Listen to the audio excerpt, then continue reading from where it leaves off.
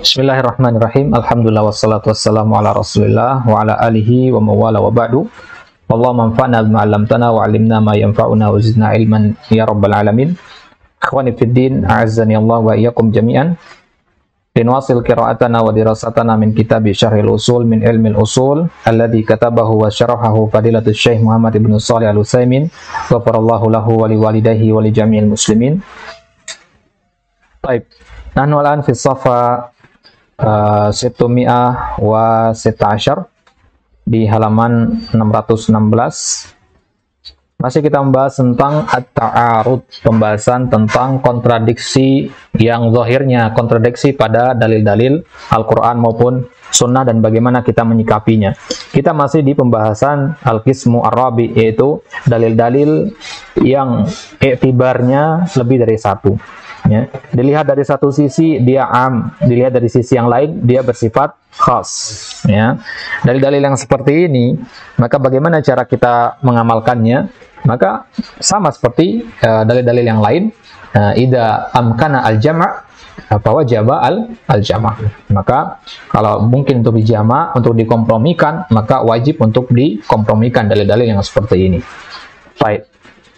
Sekarang di sini Syekh membawakan contoh-contoh ya yang kental sekali dengan ilmu fikih yang sebenarnya ini merupakan pembahasan dalam fikih ya. Maka kita akan baca cepat saja bagian yang ini agar kita bisa masuk ke pembahasan selanjutnya. Baik. Terakhir kita sampai di perkataan penulis wa inna ma rajjahna dzalika li'anna takhsisa umumis tsani qad thabata bi ghairi tahiyatil masjid ka qada'il mafruḍah wa i'adatil jamaah fadaufa umumuhu. Ya, contohnya yang keluar dari pembahasan kita di pertemuan sebelumnya adalah qada' salat wajib atau mengulang salat jamaah. Ya, qada' salat wajib di waktu yang terlarang atau mengulang salat jamaah di waktu yang terlarang itu keluar dari keumuman hadis yang kita baca kemarin. Baik, kita lihat di syarahnya. Falau anna syakhsan ba'da salatil asri dzakara annahu shalla dhuhra bi ghairi wudu'in. Kalau seandainya ada seorang setelah salat asar, dia baru sadar, dia baru ingat bahwasanya tadi dia salat zuhur tanpa berwudu. Maka kita katakan kepada dia, sholli wala tantazir hatta taghrubasy syams. Ya, salatlah ya sekarang juga, jangan menunggu tenggelam matahari. Walladzi rajjahahu umumu qali Rasul, berdasarkan keumuman hadis Nabi, fal yusalliha idza dzakaraha. Hendaknya dia salat kapan dia ingat. Fan kharamal umum, maka keluar dari keumuman. Kadzalika aidan i'adatul jamaah fa idza shallaital asra fi masjidika wa ataita masjidan akhar fawajadtahum yusalluna ya fasalli ma'ahum. Kalau antum sudah salat asar di rumah antum atau di masjid antum, kemudian pergi ke masjid yang lain dan orang lagi salat, maka salat bersama mereka. Berdasarkan hadis Nabi, idza shallaituma fi rihalikuma summa ataituma masjida jama'atin fasallaya ma'ahuma fa innaha lakuma nafilah. Wa qala ba'da salati subhi faqad kana yusalli salata subhi fi masjidil khayb bi Mina fa wajada rajulaini lam yusalliya. Jadi sebabul wurudnya di sini ada dua orang laki-laki ya. Dia datang ke masjid dan di situ Nabi ya sedang salat subuh. Ya, salat subuh di Masjid Al-Khayf di Mina ya. Kemudian selesai sholat, ada dua orang laki-laki di pojokan tidak ikut sholat ya. Faji'a bihima tar'adu fara'isahuma haibatan Rasul SAW. Ketika didatangi sama Nabi, mereka gemeteran ya, takut ya. Ya, karena wibawanya Nabi. Faqala lahuma ma mana'akuma an tusalliya ma'an nas. Kenapa kalian enggak salat bersama orang-orang? Qala sallaina fi rihalina. Dua orang laki-laki tadi menjawab, kami sudah salat di kampung kami, di masjid kampung kami. Qala idza sallaituma fi rihalikuma tsumma ataituma masjida jama'atin fasallaya ma'ahum fa innaha lakuma nafilah.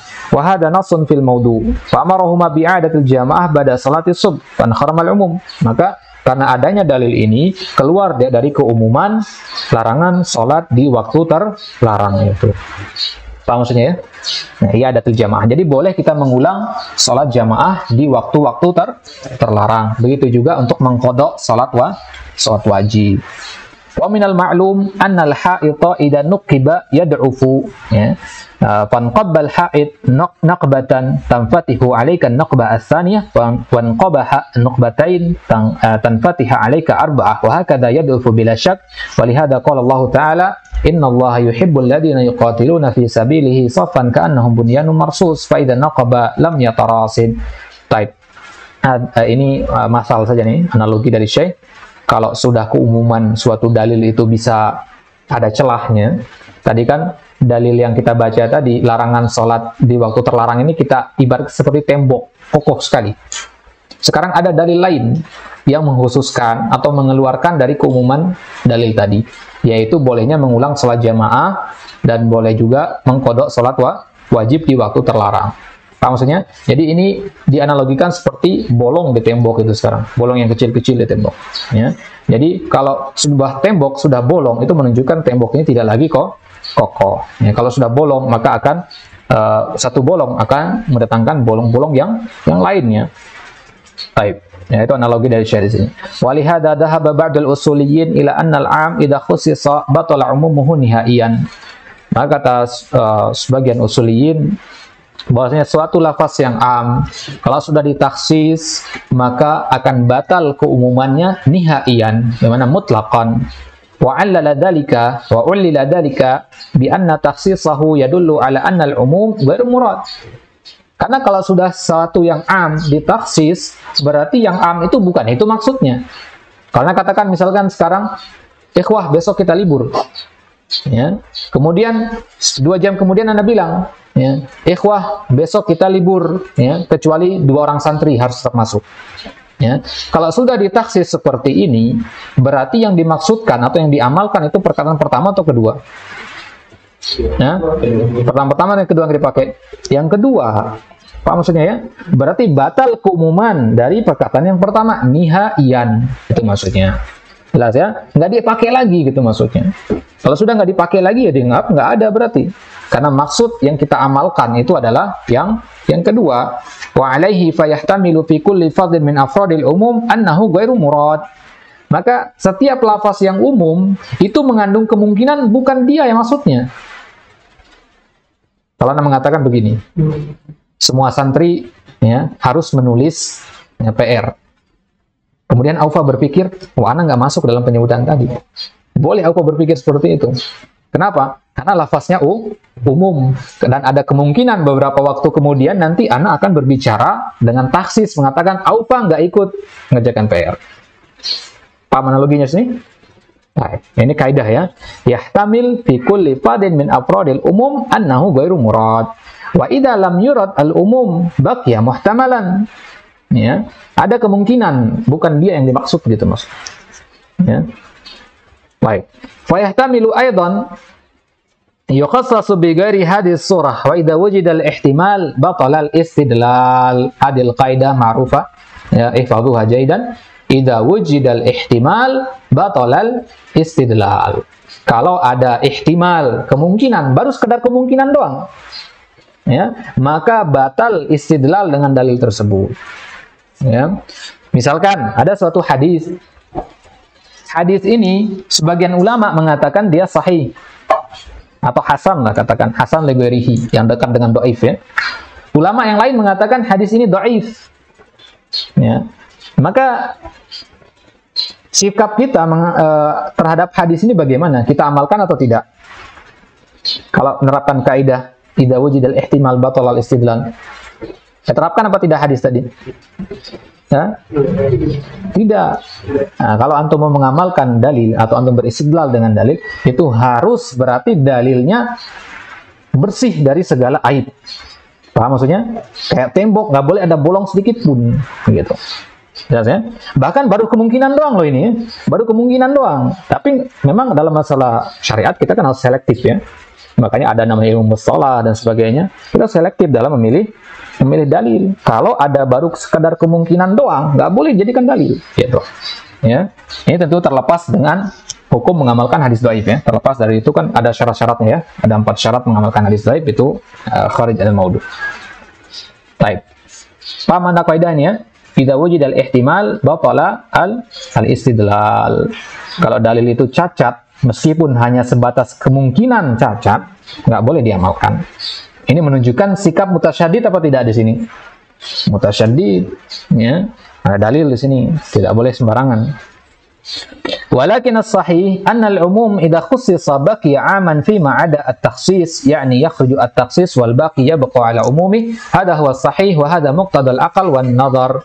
Akan tapi yang benar, ya, pembahasan lainnya, annal umum, suatu lafaz yang am, kalau ditaksis maka dia akan tetap am, ya, kecuali yang ditaksis tadi. Kalau Anda mengatakan semua santri wajib mengerjakan PR, kemudian 2 jam kemudian Anda bilang kecuali Aufa, maka Aufa tidak wajib mengerjakan, tapi yang lain tetap wajib. Apa maksudnya? Nah, ini makna dari sini baqiya fi ma 'ada takhsis, ya. Wal baqi yabqa 'ala umumihi. Hada wasai wa hada muqtada al-aql. Secara logika memang seperti itu. Wa yu'ayyidu dzalika aidan ma dzakarahu Syekhul Islam Ibnu Taimiyah rahimahullah qala fi ba'di alfadhin nahi la tataharrau as-shalah. Wa fi ba'di alfadhi hadits Amr ibn Abasa anna Rasulullah sallallahu alaihi wasallam nahahu an yusalliya inda tulu'i syamsi wa qala innaha tatlu'u inda qarni syaitan wa hina idin yasjudu lahal kufar faja'ala illatan nahi musyabahatal kufar. Ya, di antara hadis yang menguatkan hadis tentang larangan salat di waktu-waktu terlarang itu adalah bahwasanya illah kenapa dilarang karena musyabahatal kufar, ya. Li'annaka idza sallaita fi hadhil hal rubbama yuqal innaka mutasyabbihun bil kufar, dan kita itu memang diperintahkan untuk sangat menyelisihi orang-orang kafir. Sampai-sampai orang Yahudi mengatakan, ya, kepada Nabi, ya, inna sahibaka hadza, Nabi kita maksudnya, ya, ma wajadna syai'an illa khalafna fi, ya. Tidak ada satu apapun yang kita kerjakan kecuali Nabi Muhammad pasti berusaha untuk menyelisih kita dalam masalah itu. Ini kata orang Yahudi. Ini menunjukkan bahwasanya at-tasyabuh ini adalah perkara yang besar dalam Islam, perkara yang sangat terlarang.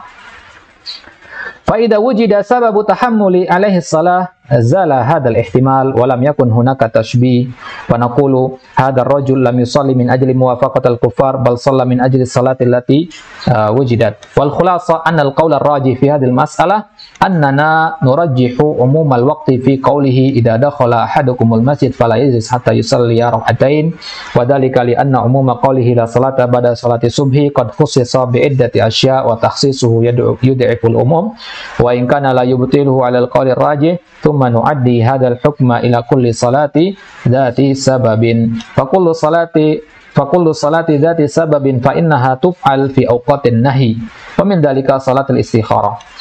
Maka salat-salat yang ada sebabnya, berarti bukan salat mutlak, ya. Ya, salat-salat yang ada sebabnya, semisal salat istikharah, itu boleh dilakukan di waktu-waktu terlarang. Lakin naqul salatul istikharah fiha tafsil, tapi khusus pada salat istikharah ini ada perinciannya. Fa in kana fi amrin yafutu qabla zawalin nahi fasalliha. Ya. Kalau, ya, salat ini adalah, karena istikharah kan artinya, ya, tolabul khiyarah, ya, meminta keputusan yang lebih baik. Ya. Kalau dia salat dalam perkara yang yafutu qabla zawalin nahi, ya, wa in kanat fi amrin la yafutu fala tusalli li'annahu yumkin an tudrikaha fi waqtin laisa salatu fiha biharam. Ya. Maka kalau tidak mendesak banget untuk salat, maka lebih baik ditunda sampai keluar dari waktu terlarang. Tapi kalau mendesak banget, ya, maka segera mungkin sholat, meskipun itu adalah waktu terlarang. Tafsil dari Syekh di sini. Ya, kan, tapi secara umum la ba'sa bihi. Wa yulhaqu bidzalika aidan sunnatul wudu, begitu juga salat sunnah wudu. Faman tawaddaa fi waqtin nahi li salliya, barang siapa berwudu di waktu yang dilarang, maka silakan salat. Fa naqulu lahu la tusalli li'annahu arada bidzalika istibahatal muharram. Ya. Nah, tapi kalau yang dimaksudkan adalah istibahatul muharram, istibahah itu maksudnya apa, misalkan istibahah itu kayak dia berusaha untuk menghalalkan sesuatu yang haram, ya. Nah, apa maksudnya? Misalkan di sini ada kaman safar fi nahari Ramadan yuftir, ya. Dia tunggu bulan Ramadan baru pergi safar biar bisa nggak usah puasa, gitu, ya. Nah, ada istibahatul muharram namanya. Tahu, ya? Nah, hadi mustalahatu al-usuliyah. Ya, pahami istilah istibahah ini akan antum banyak temukan nanti. Istibahah dari kata mubah, ya. Jadi dia berusaha memubahkan Ya. Jadi dia bisa safar di selain bulan Ramadan, tapi sengaja nunggu bulan Ramadan biar bisa ada alasan untuk tidak ikut berpuasa. Baik. Wa huwa mutazawwij wa la yasbir ala ahli wajhan nahar fasafara min ajli an yatamatta bi ahli fin nahar. Misalkan dia adalah orang yang sudah menikah dan dia ingin mendatangi istrinya di siang hari, maka dia safar bersama istrinya. Nah, biar bisa tamattu dengan istrinya misalkan. Nah, fahada istibaha. Qala ulama yuhramul fitru wa yuhramu as-safar. Jadi berbuka dia haram, safar juga haram di situ. Ya. Ada perincian sebenarnya. Ya. Ada perincian sebenarnya. Sebagian ulama ada mengatakan yang haram itu fitrnya saja, sebagian juga mengatakan sebaliknya. Wa yanbani 'alal qawli bi tahrimi safar annahu la yatarakhas bi rukhasi safar ay la yusalli rak'atain wa la yamsa salatata ayyam li'anna hadha safar muharram la tustabahu bihi ar-rukhsah. Jadi orang yang melakukan istibahatul muharram tadi ya, berbuka puasanya dia itu hukumnya haram. Berarti harus tetap puasa. Iqaban lahu, iqab dia. Ya. Kemudian safarnya itu sendiri hukumnya adalah safar yang haram. Jadi berarti dia harus tidak safar. Paham maksudnya? Berarti bagaimana caranya? Diam, nggak boleh kemana-mana dan dalam kondisi berpuasa. Karena kalau dia keluar safarnya itu haram, berbukanya pun haram. Ya. Kalau kita katakan safarnya haram, berarti keringanan-keringanan pas safar juga tidak boleh dia dapatkan. Apa keringanan-keringanan pas safar? Ya, jama' dan qasar. Tidak berlaku bagi dia. Begitu juga al-masu alal khuffain. Tidak berlaku juga. Paham ya? Baik. Rajulun arada an yatakhallafa an salatil jamaah. Fahtala ala dhalika bi aklil basal. Ada orang nggak mau ikut salat jamaah, kemudian dia sengaja makan bawang. Ya, padahal dalam hadis ya fala yakhrubanna masajidana dikatakan ya. Barang siapa yang makan al-basal as-saum ya, makanan yang berbau kuat ya, aromanya kuat seperti jengkol, pete, durian sebagainya, maka dia tidak boleh mendekati masjid, tidak ikut salat jamaah maksudnya. Tapi ini ada orang yang sengaja makan bawang biar tidak ikut salat jamaah. Wa ma'lum anna akil al-basal la ya'til masjid fa hadha yuhramu alaihi al-aklu wa yu'addu tarikan li salatil jamaah. Maka hukuman bagi orang yang seperti ini ya, karena dia makan bawang dengan sengaja, makannya itu dihukumi haram dan dia karena tidak salat jamaah juga dihukumi berdosa. Paham maksudnya ya? Baik. Wa takhallub la yuhram. Adapun tidak ikut salat jamaah itu tidak diharamkan kalau memang ada uzurnya. Li'annahu innama amrun bitakhallub daf'an li'adha wa huwa idza hadara adzan nas wa adzal malaika.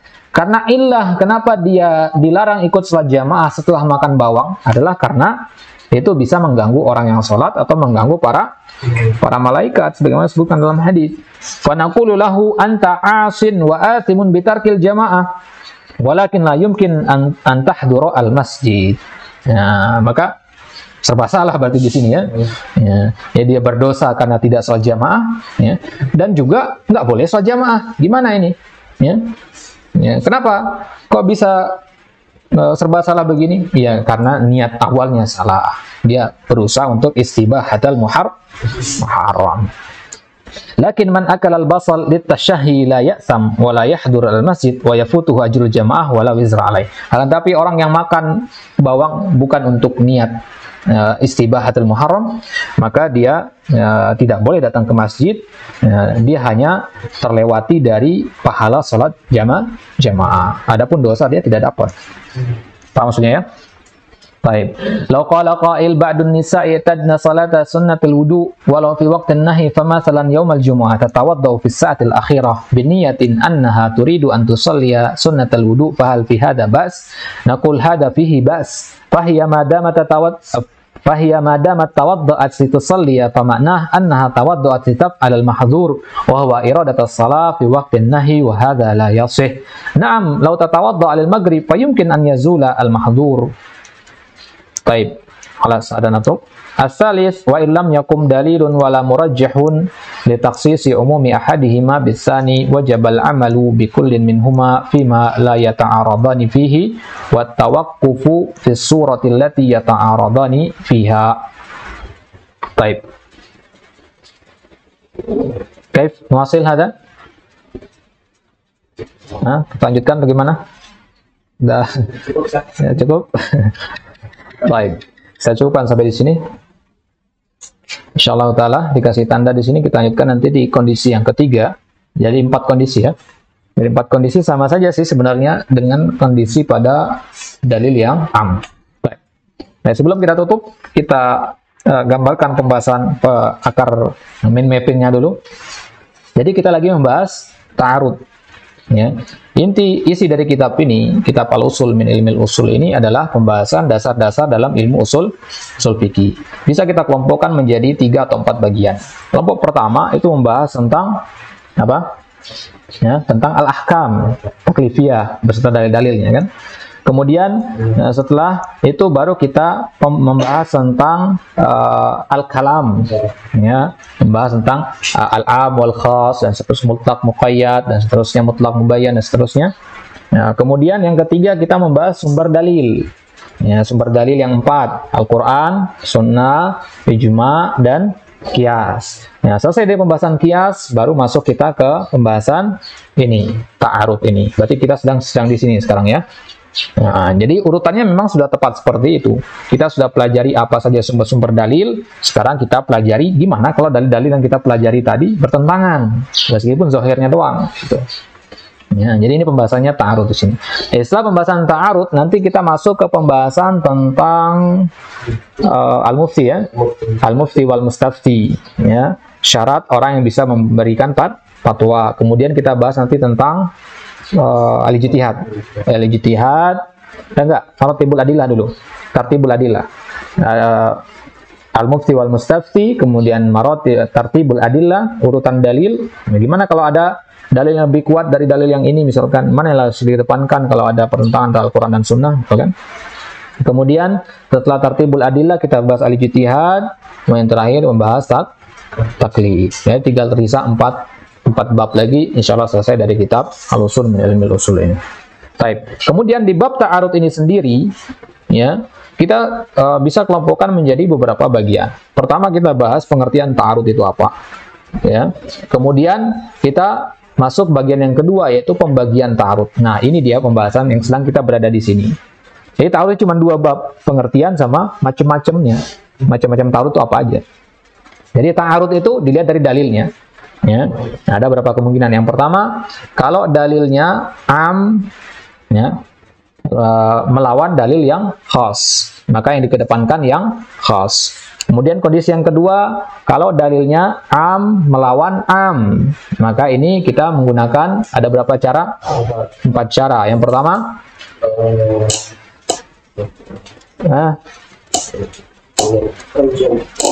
al-jama', ya. Idza amkana al-jama' wa dzaba al-jama'. Kemudian cara yang kedua, kalau tidak bisa dijama' adalah dengan dinasakh in ulimat tarikh. Kalau tidak diketahui tarikhnya, dengan cara yang ketiga apa? At-tarjih. Kalau diketahui ada murajjihnya. Kemudian yang keempat, yang terakhir baru tawakuf. Jelas ya? Nah, itu kondisi yang kedua kalau dalilnya am dan am. Kondisi yang ketiga kalau dalilnya khas dan khas, sama ya, sama dengan kondisi yang kedua tadi. Ada 4 cara. Kemudian sekarang kita sedang berada di kondisi yang keempat. Bagaimana kalau dalilnya itu terkadang bisa am, terkadang bisa khas. Maka kesimpulannya ya kita mengamalkan kedua-duanya, al-jama'. Ya, kita tarjih kedua-duanya ya dengan syarat ada dalil pendukungnya. Contohnya adalah masalah apa tadi? Masalah iddah, kemudian diatul kafir, ya, kemudian qada'is shalah, as-salatu, salat di waktu terlarang. Ya, itu contoh-contoh untuk permasalahan apa bagian yang keempat. Baik. Ya, kemudian selesai dari ini nanti selesai dari ta'arud baru masuk ke pembahasan al-tartib baina al-mufti wal mustafti. Baik. Tartib dulu kan? Tartib dulu ya. Berarti tartib dulu baru mufti dan mustafti. Baik. Allah taala alam. Kita cukupkan sampai di sini. Insyaallah kita lanjutkan beberapa halaman lagi yang berkaitan dengan ta'arud sebelum masuk ke tartib baina al-adillah. Natapi bihadzal qadar wa nahtatim bidu'ai kafaratil majlis. Subhanakallahumma wa bihamdika asyhadu an la ilaha illa anta astaghfiruka wa atubu ilaik. Assalamualaikum warahmatullahi taala wabarakatuh.